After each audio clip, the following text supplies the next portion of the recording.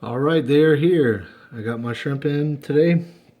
I did a drip acclimation on them for about an hour and a half, so that it was safe for them to enter the tank. You know, shrimp don't like pH swings. No fish like them, but invertebrates are really sensitive to pH swings. So what I did was I took a bucket and I took the bag and I ran some airline hose from the tank and tied a knot off at the end and let it drip into the container until it filled up all the water in there and it matched the pH with the tank. And I did pH tests just to make sure there wasn't going to be any shock, because the last thing you want to do is just get $75 worth of shrimp and dump them in your tank and come back an hour later and they're all dead. That would be bad.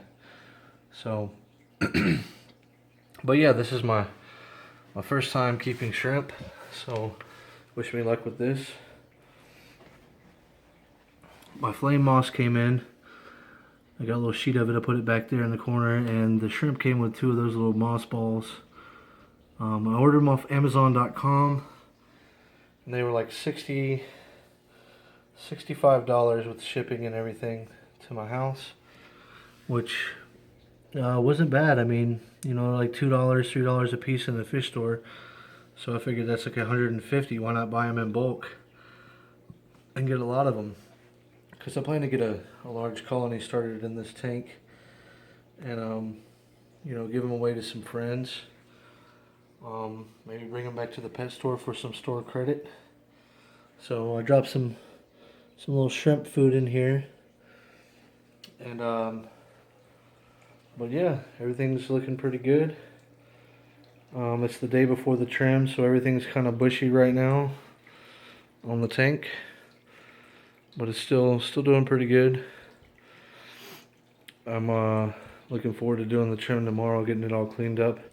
I need to get some assassin snails in this tank. I got freaking those pond snails everywhere. They're growing on the back of the glass back there, right where that little dot is right there. I mean, they're all over the plants. I don't know if you can see them. They're like little tiny black dots right now. There's one right there. But yeah, they gotta go before they end up clogging up that filter over there. And my low-tech tank's doing pretty good. I am desperately in need of that Seachem XL, that Flourish XL. I'm waiting for it to get here. And we're gonna run a little bit of an experiment. I'm gonna dose it every day, 5 capfuls for 125 gallons. And we're going to see if it'll actually bring these Marcella granadas back, because they are withering away right now. And it says that they don't need CO2 for this plant, but I don't know, maybe some other people are doing things differently than me. But whatever I'm doing, it's just not working right now. But everything else is going crazy. So I got some shrimp food over here, and this is the brand. I got a package of this, and I also picked up a container of some Fluval shrimp pellets, and I have some mineral rocks on the way, so it can release calcium and different things in the water that the shrimp need to molt.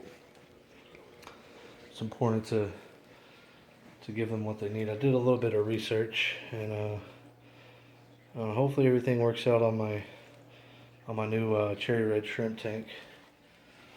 Who knows, I might get carried away and buy a whole bunch of different colors, like some blues and some yellows. I was looking at some really interesting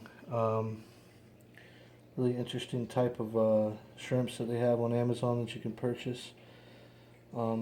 Maybe some more of those orange crayfish, but I don't know. I wouldn't recommend those orange crayfish. I got a couple of them in the tank in the living room, but they're tearing up the plants. They're grabbing a hold of the plants, and It's not you know, like it would be if you put a big crayfish in there. It's real minor, but over a span of a week or two, you start to notice that some of your plants are floating to the top, and it's just not good for the tank. So beware of advertisements. Sometimes they tell you that those, you know, on that advertisement it says that those shrimp are planting the tank safe, and some of the YouTube videos said they were, but maybe I got a bad batch of them. But I am going to be putting some freshwater crabs in here. They're completely aquatic. Look them up on YouTube.